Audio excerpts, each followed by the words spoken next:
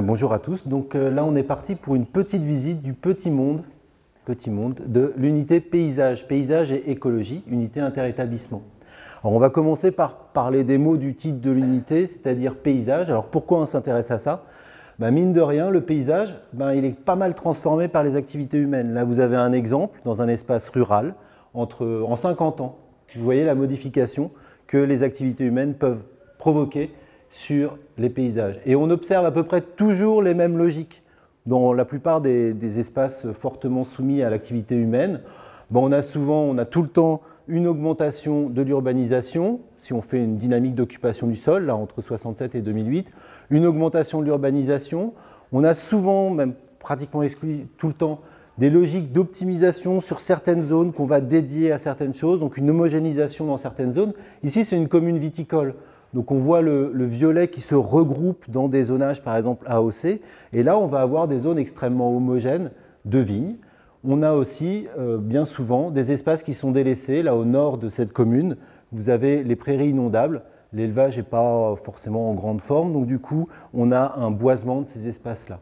Donc ça c'est une logique qu'on retrouve à peu près partout, dans une grande part de nos paysages en France et en Europe notamment. Et alors là-dedans, quand on fait de l'écologie, on s'intéresse au vivant non humain. Et le vivant non humain, souvent on le catalogue derrière le mot biodiversité. Alors qu'est-ce qui se passe là, ces dernières décennies? On a vu une grande modification des paysages. En termes de biodiversité, qu'est-ce qu'on a observé ces dernières décennies? Un fort déclin de la biodiversité. Et c'est vraiment pas des blagues. Là, vous avez un exemple sur des oiseaux communs. Donc ce n'est pas des espèces particulièrement sensibles ou remarquables pour leur sensibilité, mais c'est vraiment des espèces communes comme l'alouette, le moineau ou des choses comme ça. Et vous voyez les courbes. Et voilà, donc au global, on a toutes les espèces qui régressent ces dernières décennies. Et on a notamment la courbe jaune. Alors elle est jaune peut-être parce qu'on était un peu gêné de la montrer, donc elle est moins visible. Mais ça, c'est les espèces inféodées aux espaces agricoles. On a quand même une chute de 25% des espèces inféodées aux espaces agricoles depuis 1989. Et ça commence à inquiéter pas mal de monde. Je ne sais pas si vous lisez un petit peu les journaux, mais cet automne, il y a pas mal de bruit qui a été fait sur la publication d'une étude en Grande-Bretagne qui a montré qu'en 30 ans, on avait quand même perdu plus de 400 millions d'oiseaux communs en Europe. Donc ça pose d'autant plus de questions que ces organismes vivants non humains, ils rendent des services aux humains. Ça a été clairement démontré avec le Millennium Ecosystem Assessment en 2005. Et donc, si on a une chute comme ça de la biodiversité, même commune, quel service ça pourra encore nous rendre?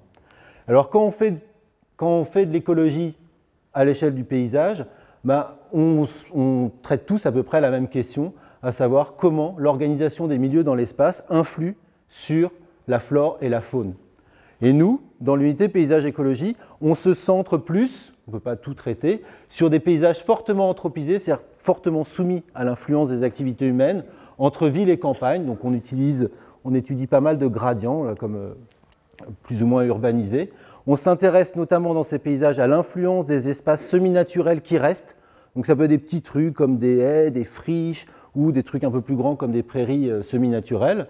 Et vu nos compétences, on s'intéresse essentiellement sur les communautés d'oiseaux et de plantes et on a des partenariats pour traiter des insectes. Alors comment on travaille très concrètement? On choisit des secteurs, des paysages fortement anthropisés dans lesquels on va essayer de les caractériser pour trouver différents contextes, plus ou moins urbanisés, plus ou moins agricoles, intensifs, etc.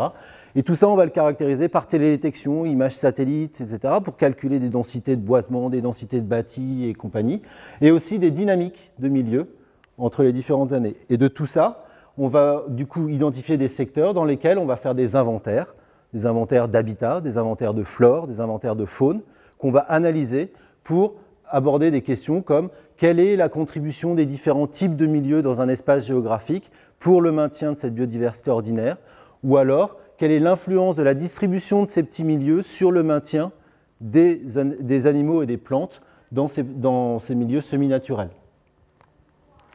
Alors, à quoi ça sert tout ça? D'abord pour produire des connaissances sur les interactions entre les activités humaines et la biodiversité et les processus écologiques qu'elle soutient, en gros, et puis faire de l'écologie appliquée. Alors appliquée à quoi? On a plusieurs exemples depuis qu'on a commencé notre activité. Ça peut être aménager un territoire d'AOC, Ça peut être travailler avec des agriculteurs sur l'aménagement de leur territoire d'exploitation ou sur des questions de nature en ville ou de politique de trame verte et bleue. Merci.